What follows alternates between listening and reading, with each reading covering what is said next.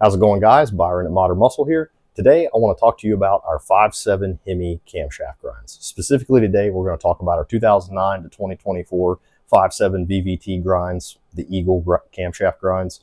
So we have 7 different camshafts just for the 5.7 VVT engine. So I know sometimes the options on our website can be a little bit overwhelming, so I kind of wanted to break down those camshafts for you today.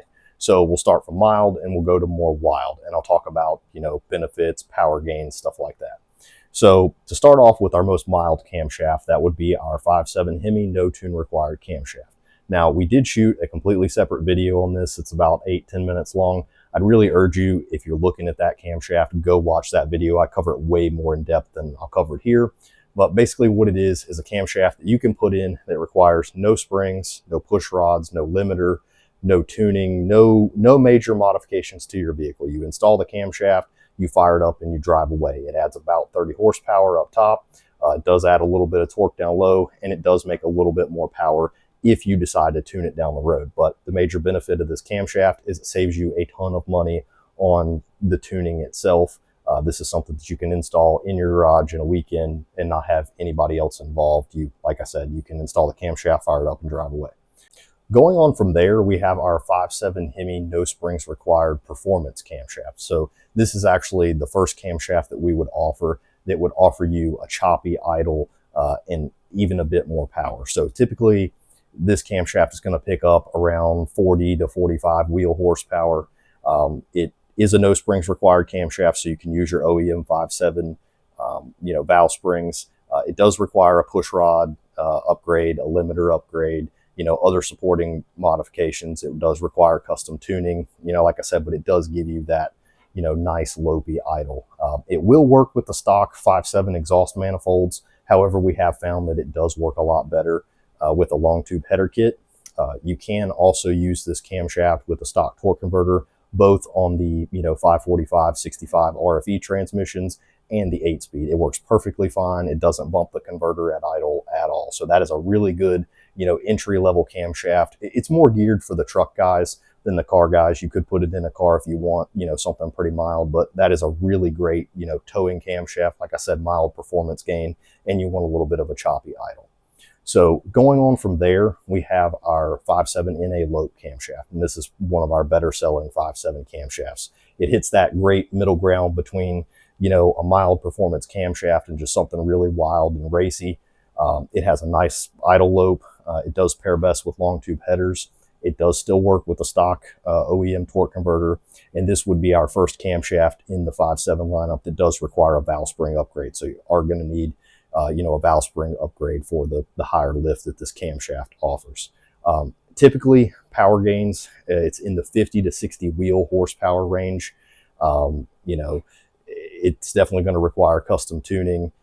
It does still work with the OEM converter. However, this is getting to that point with a camshaft where if you do add, a 3200 stall torque converter, it does start to benefit performance. So, if you're on a strict budget, you can run the cam for a while, without a converter. And then down the road, if you want to improve your 60-foot times and times at the track, you can go ahead and add that torque converter later, and it does help it out.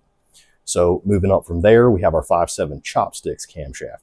So it's significantly bigger than the NA lope camshaft. It does have a very radical, choppy, lopey idle. It picks up right about that same, 50 to 60 wheel horsepower at the sacrifice of a little bit of a lower end torque, to gain that sound.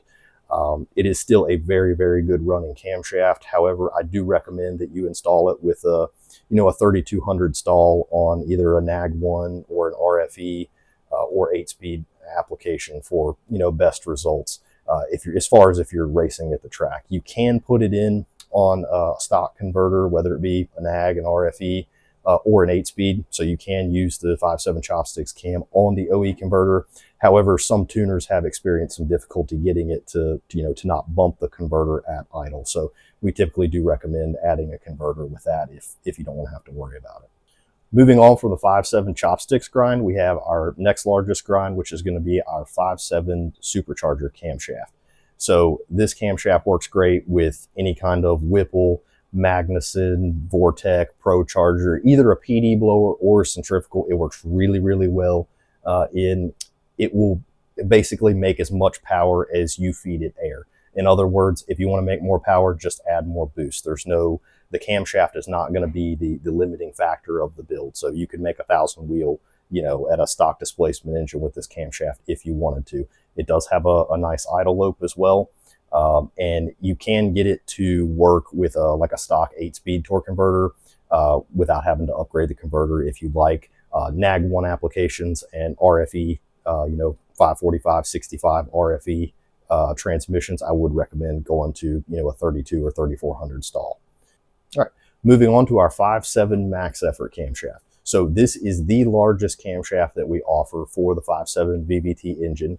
It has basically, it's the largest camshaft that you're physically going to fit in the engine as far as the stock bottom end and piston to valve clearance wise. So it's taken me a lot of time, a lot of years of research and development to get this cam grind to actually fit within the engine, and the results did not disappoint. So we wound up making an additional 160 horsepower over stock with our max effort camshaft.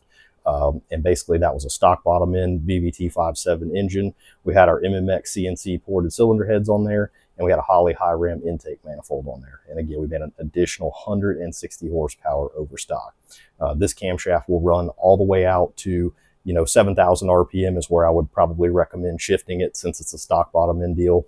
The cam will make power, clear to 7,300, 7,400 RPM though, if you decide to, you want to turn it that high. So definitely going to require a torque converter. We'd recommend a 4,500 stall in 8-speed applications, and right around there as well for a NAG 1 application. If you are putting this in a pickup truck, I definitely recommend that it be more of a racy type build. This is not really a camshaft that's made for your daily driver. You would want to look at something more of the 5.7 NA lope if it's a daily driver. But if you're looking for radical max effort power and performance, the 5.7 NA max effort cam is the way to go.